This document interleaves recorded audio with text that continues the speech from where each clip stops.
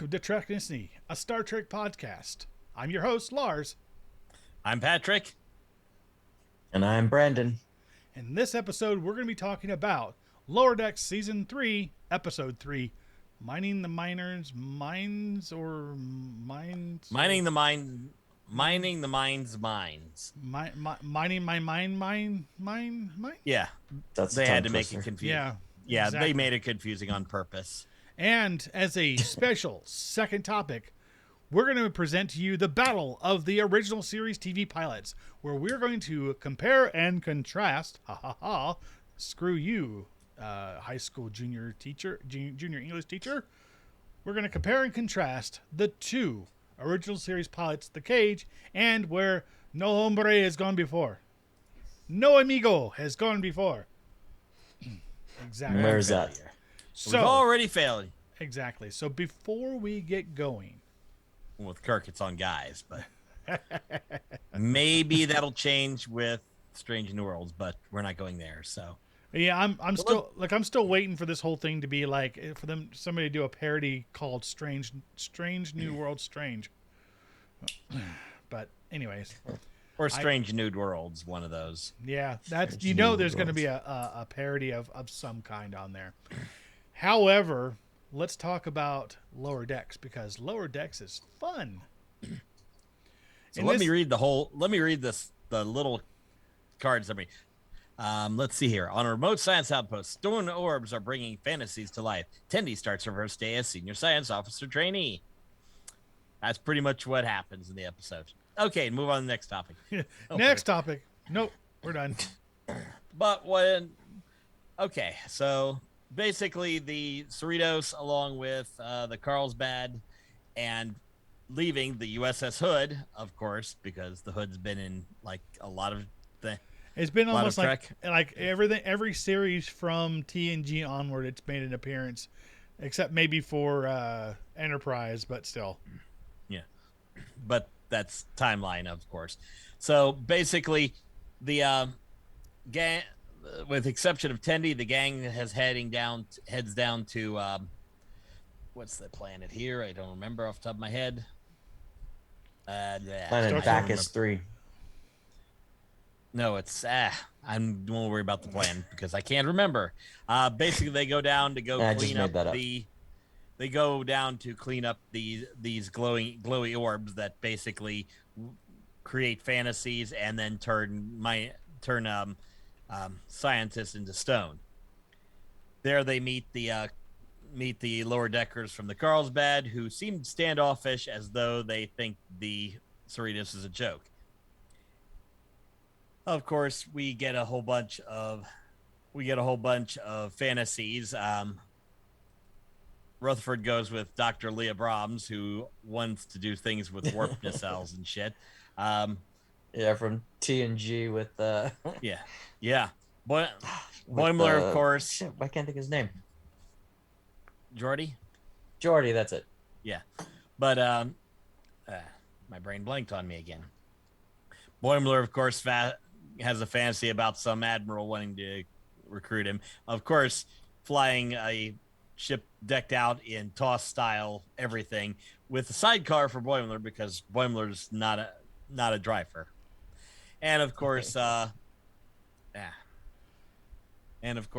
Mariner has a little thing with bikini babe Jennifer, which is awesome. The Andorian, right? Yes. Is this the first time is this where we find out that she's a lesbian? Like, did we ever know that before? And I asked the same question before we started. Is she actually lesbian or is she bi? She's been with guys, now a girl. It's the 24th century. Like anybody really cares. Like it's been normalized for 300 years. We're cool. Despite, and we'll bring this up again later, the captain of another Enterprise going, I just can't get used to be a woman being on the bridge.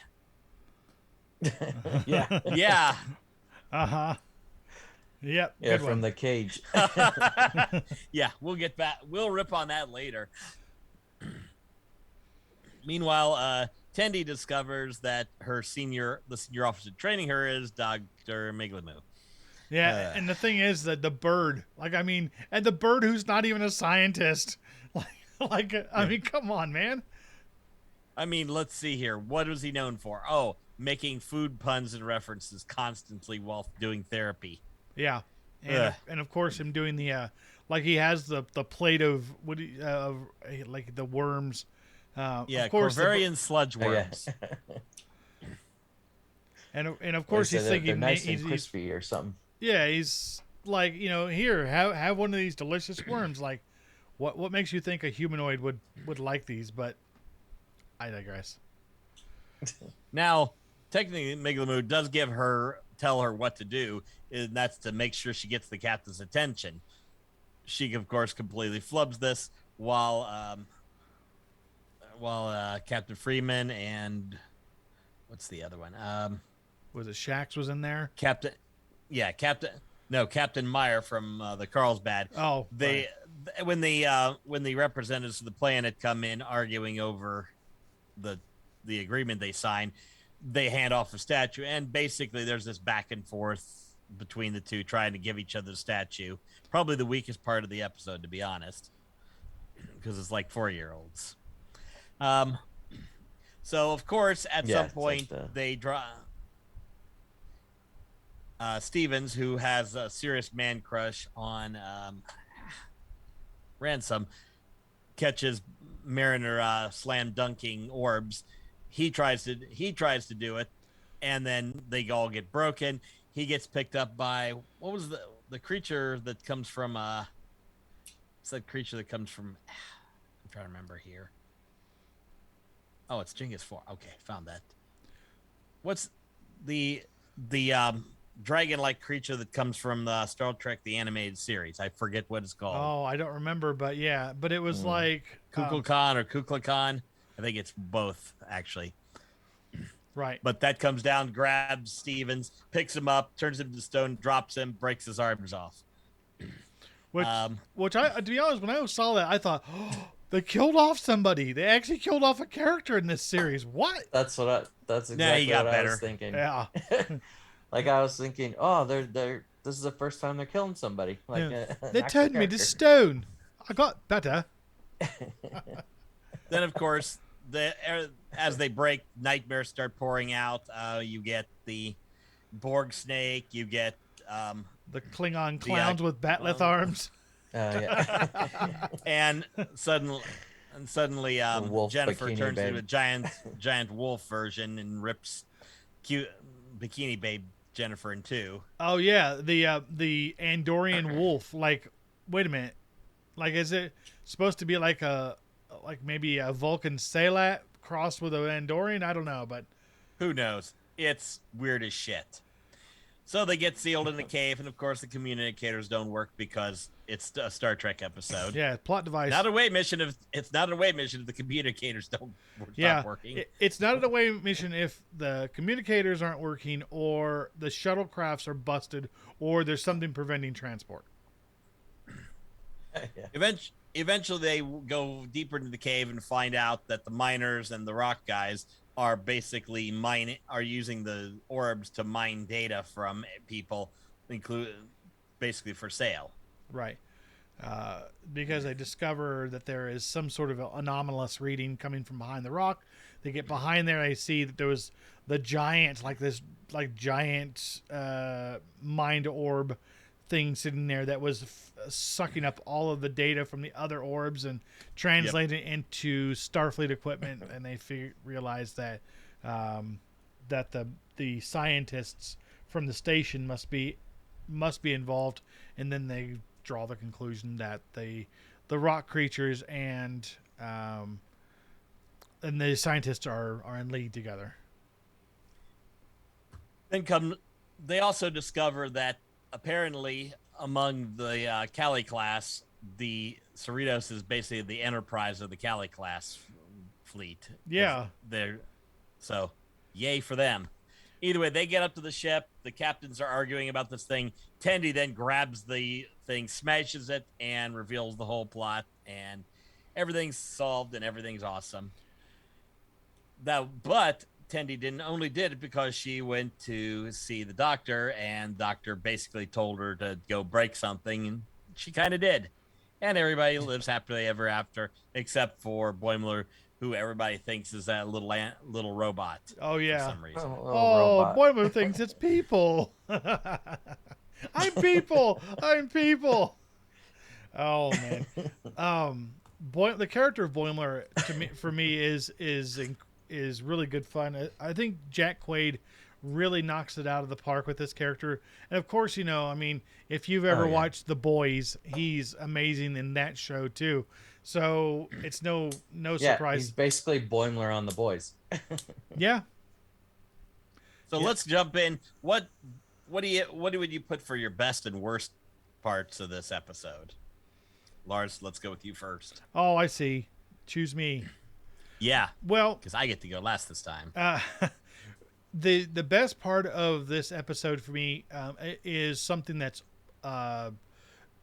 it's prevalent in practically every episode of Lower Decks, and that is the callbacks and the little fan service that they do. These little bits and pieces, like you said, the dragon from the animated series. And that's not the first time we've seen something from the animated series.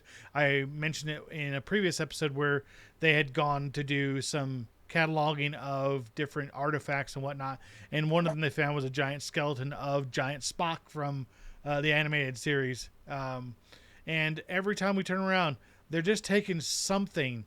They're taking some element of Star Trek and turning it on its ear. I mean, the whole Klingon clown with the Klingon clowns with batleth arms and a Borg snake. Like you never think of animals being assimilated by the Borg, so of course it's absurd and it's fantastic. Brandon? That's what I was gonna say. I agree. Like all the callbacks, like the Leah Brahm. Like when he said Leah Brahm, I was like, ah! Like that made it even funnier that his fantasy is Geordie's fantasy. It's like I just thought that was great. I thought that was hilarious. That was definitely my favorite part. Seeing that, and the least favorite was probably where they're passing back the rock, like you said. It was just like, it's like fourth grade, like fourth graders, and I mean, I guess they needed something for the captains to do, but they could have come up with like some better dialogue or something. But yeah, that was like the C story. Yeah, like the A story, the B story, Tendy's the B story, and then that little thing was like C. Although I will say, Dr. Ta'ana becoming stop pausing her normally bitchy attitude and becoming a true mentor and being nice and kind, and then she goes back to the guy and whips out the bone saw. Yeah, the chainsaw.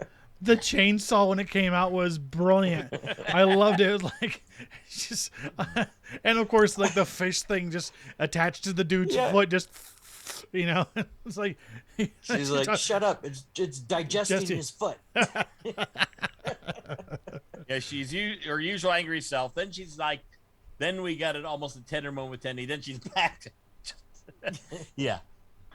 I mean, yeah. Whenever she's on screen, I think she might be my favorite of the command crew characters. The doctor. That makes sense. Oh yeah, she's insane. And I think it's the first time we've seen a Cation actually interact in well, not live action, but I mean there was MRS in the animated series, but like MRS was more like a feline humanoid, and the doctor is just like a full-on ragey cat. Like there's it's like like any cat I've ever had. It has its pissy moments, and for her it's always pretty much. Is there anything else we want to add to this? I did also the bit I forgot is the worst part. The worst part for me, I think, is they do tend to have these little niggly bits, and I mean, I don't want to say specifically the rock arguing or the pyramid rock arguing bit, because that in and of itself is not the worst. It's the fact that they feel like they've got to have that head to head sort of arguing crap between command officers and whatnot, and then also, I mean, it's a weak weakness. I don't find it to be terrible in and of itself, but I do think that it's probably the weakest part of these episodes, is where they have to have this little internal struggle for the sake of having an internal struggle. Yeah, and it just came off as just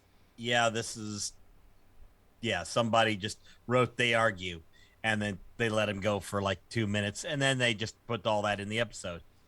And then the actors were like, seriously, you put all of that in? Why did you shoehorn that in? It wasn't necessary. Don't get me started. Like, don't get me started, man.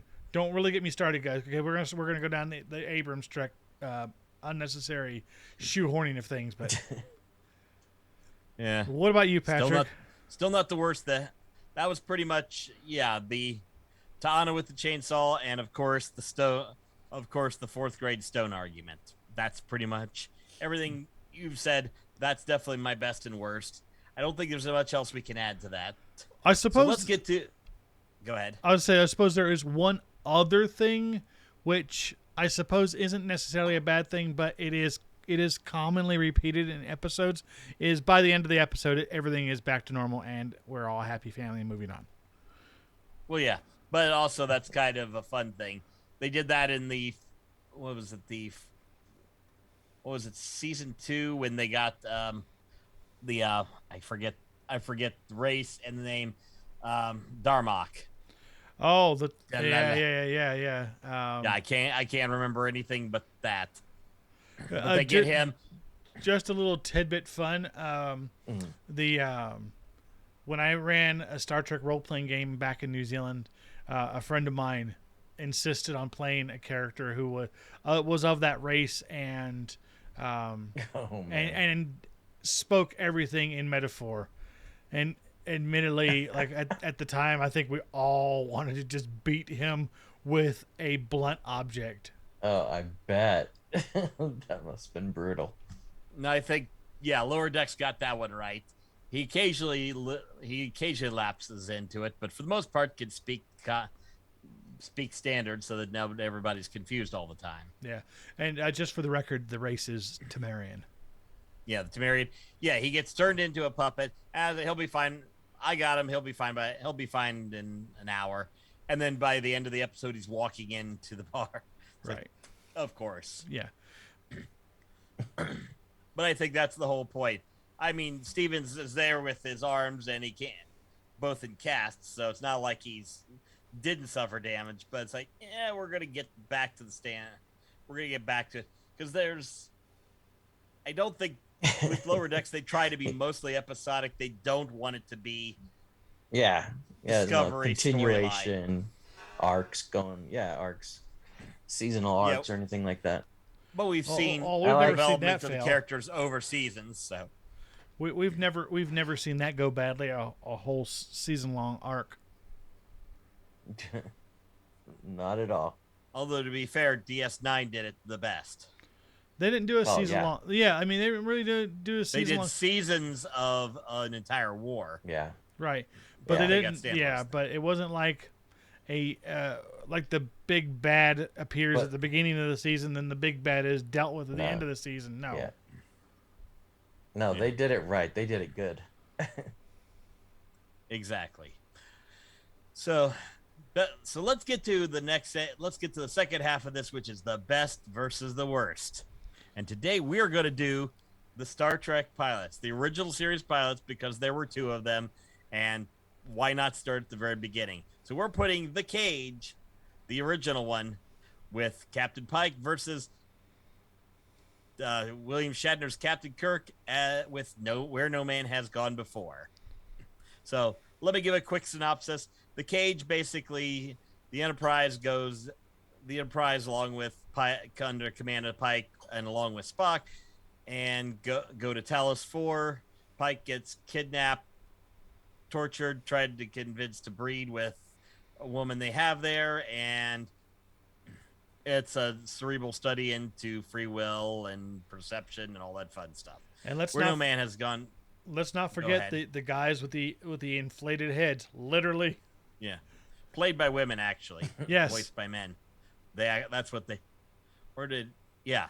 No, you're right. They were played by women, voiced by men. Yeah. Then we get to Where No Man Has Gone Before.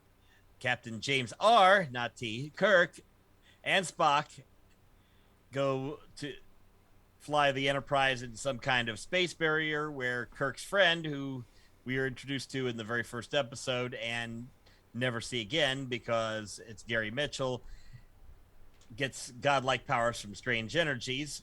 Thank you for giving us that one, Lower Decks. He's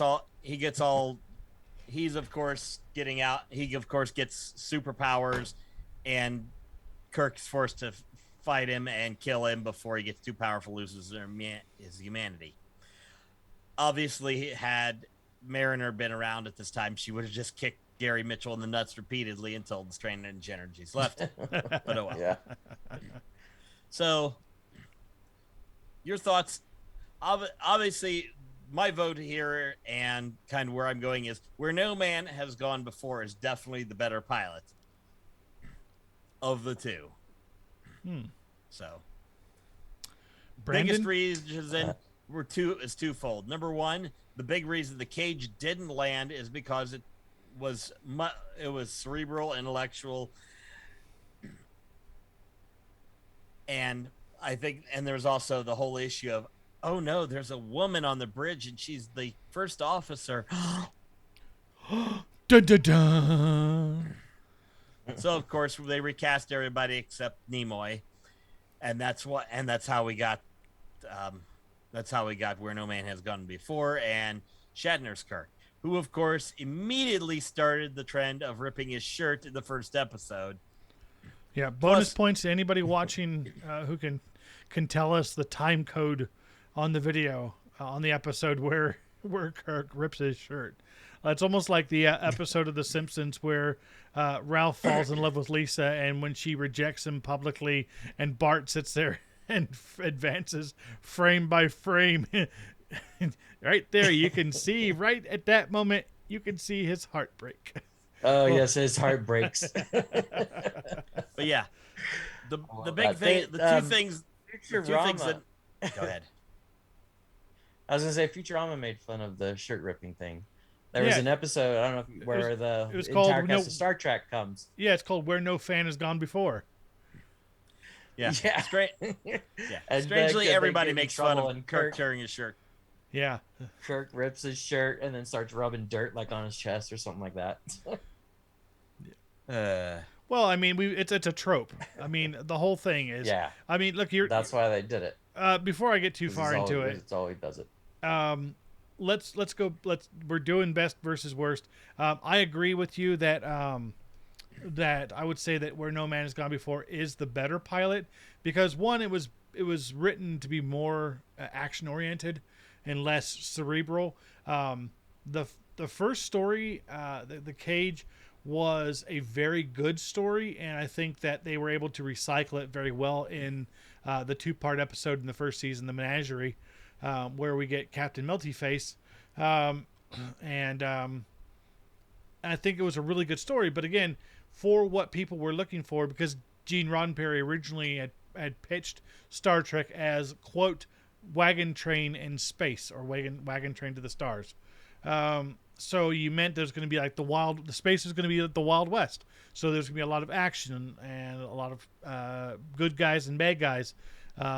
So the Cage didn't deliver the way that it needed to in order to secure a series right at that point. However, it was on paper good enough to get their attention, and to get them to say, well, look, go back and rehash it. Let's try it again. and let's tidy things up little bit. And I remember one thing. I remember Gene Roddenberry saying that basically when they came to him, they said, "We don't want the devil with the devil ears, up, so get rid of Spock, and and then do something That with the uppity woman." He said, yeah. So he said, he's like kept the ears and married the woman. So which is kind of funny, I always think of these little trivia bits and pieces, when they talk about the origin of the series. I was just watching The Cage, because I have never actually seen The Cage. So I started watching it today, and before I watched it, there was a tidbit of Gene Roddenberry talking about it. And he was saying some of the stuff that you were saying, that the studio wanted more action, more like a Western, not so much talking. And even he mentioned that when they did screen testing, a lot of the people who had problems with the second in command being a female was women. Like, I thought that was very funny. Like, very telling for the time, too. Yeah. Like, women didn't even want to see women in charge. Like, they couldn't even handle it back then. Just a side note, most people don't realize there's a reason why the role of the captain was recast from The Cage to Where No Man Has Gone Before, and it had nothing to do with the story. It had everything to do with Jeffrey Hunter being a greedy prick, because at the time, he was, of course, he was a dashing, handsome leading man. People he wanted to get out there. He wanted to get his movie career going. And if he was going to come back and play this role again for a second time, he wanted even more money. And they're like, no.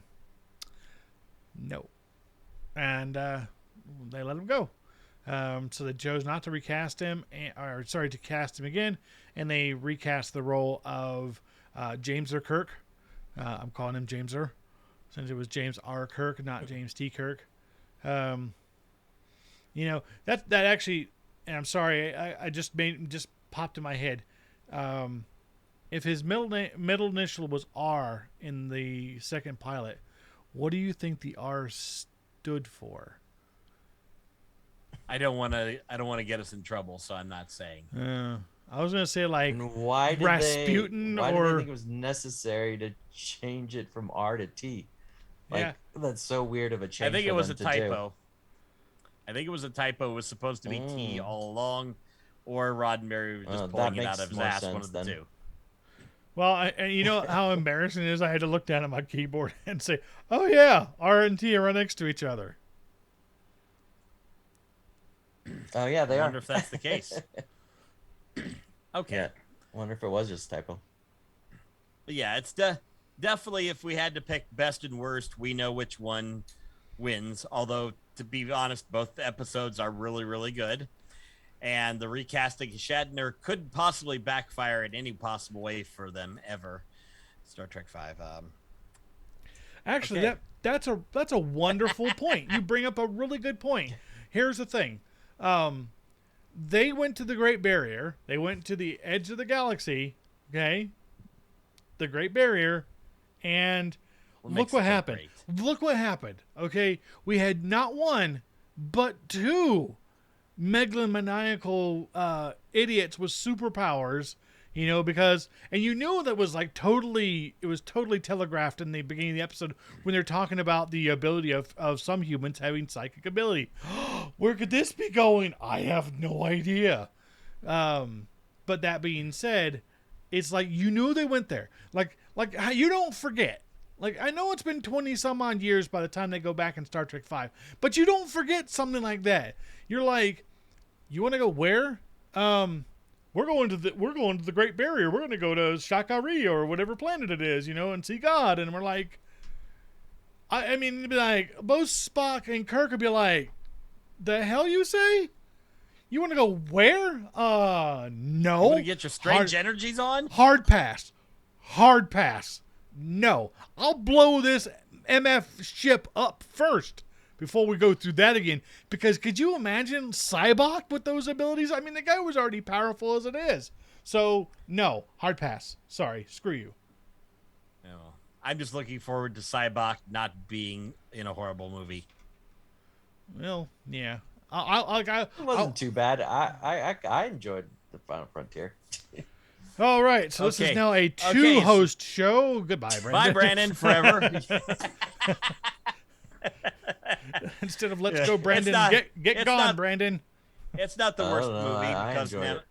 it's not the worst movie because Nemesis. Yeah, true. Yeah, you know Search a for movie is Spock, bad. hello? Yeah, you know it's bad when a movie a movie is worsted. Like Star Trek V is worsted by another movie. That's what I was trying to say.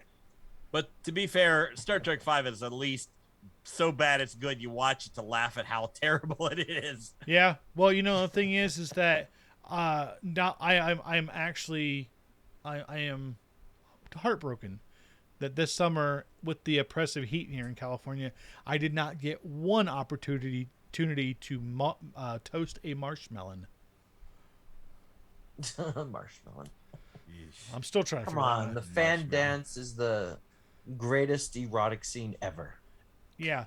I'm sure Nichelle Nichols, And they God rest her soul, would disagree. because they dubbed her out. Yeah. Oh, and the other thing is Showing those gams. yeah, and let's not forget the ha ha ha ha ha ha ha scene from Star Trek 6. You totally how do you emasculate a woman? But they did it. But anyways, I know I digress. We were talking about we the completely pilots. went off on a tangent there because that's what we do here. That's what we do on this show. Okay, I'm tired of tangents. Let's get the fudge out of here. Exactly. Well, my final thoughts on the best versus worst on these two episodes is that The Cage is a very good story, just not a really good Star Trek episode when you think of it in the greater sense of the franchise. Where No Man Has Gone Before fits the bill. Everything is kind of faster, grittier, and you get the strong action-based, leading man, and then you get the crazy psycho chick because that's what they were like in the 60s. The women are emotionally charged, out of control people. Got to watch out for them. But I still say that they did a better job with that one because at least they portrayed the Doctor as, I guess, somebody who wasn't just a damsel in distress. There you go. So I think we'll leave it there. Unless you have something to add, Brandon. No, I agree. Okay. No, I agree. I'm happy. Let's get the F out of here. Yeah. I mean, I wish I had more to say, but I haven't seen The Cage. I've only seen the first 10 minutes of it. I see. Well, it's okay. It doesn't get any more exciting than that. No, the only really cool thing about that episode is literally the aliens with the soccer ball inflated heads. Oh, and the smorgasbord of women for Pike to choose from. Oh my goodness! Well, don't get me started on that. Sexism. Yeah, because one of them has unusual feminine drives. What does that mean? She's horny? Come on. Whatever, dude. Jeez, guys. Do better. They did do better. They got way better as they went along. So, props for that. Like later TNG once Roddenberry was kind of dying. Yeah, and they got better, way better with sexual equality after his passing, and they brought in more progressive writers and producers and things of that nature. So, two thumbs up to that one. That being said, let's wrap this up. Thanks again for everybody who watches this, who shows any kind of support whatsoever, because we're very grateful for it. I just want to remind you guys, if you want to listen to and support our podcast, and go on Spotify, Apple Podcasts, Google Podcasts, Or you can go to anchor.fm/Treknicity, and you can find us there and give us a little bit of a follow so we can build this listenership and take it from there. As always. One other thing. If you have a suggestion for our best and worst segment, we will always take that because we don't know what we're going to do next, but it will be interesting. So, that being said, thank you again. This is Treknicity. I'm Lars.